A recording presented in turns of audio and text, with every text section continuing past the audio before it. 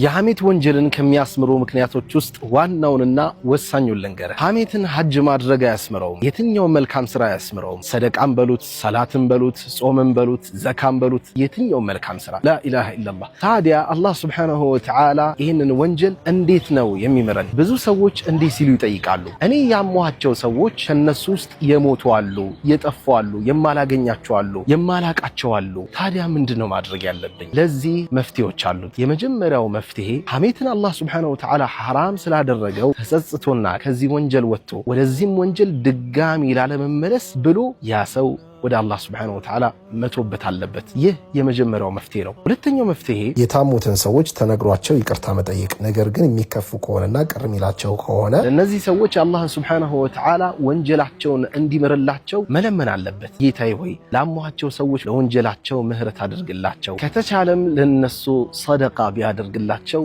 ኸይር ነው። ለምን የውመል ቂያማ ይህ ሰዎችን የሚያማ የነበረው ሰው ሲመጣ ከሱ መልካም ስራ ተነስቶ ላማቸው ሰዎች እንዳይሰጥ ነው እንዲህ ማድረግ ያለበት፣ ወይም ደግሞ ከነሱ ወንጀል ተነስቶ እሱ ላይ እንዳይጫን ነው አሁን ሆኖ ይህንን መፍትሄ መውሰድ ያለበት። ይህ ሰሒህ በሆነ ሐዲስ በሐዲሱ ትርጉም ረሱል ሰለላሁ ዐለይሂ ወሰለም ስለተናገሩት። ስለዚህ ያ አኽዋን ወንድም እህቶቼ በተቻለን አቅም ይህንን ምላሳችንን ከሐሜትም ሰውን ከማስቀየምም የሰውን ቀልብ ከመስበርም መጠበቅ አለብን። ለምን ብዙ ሰዎች በዚህ ምላሳቸው እሳት ስለሚገቡ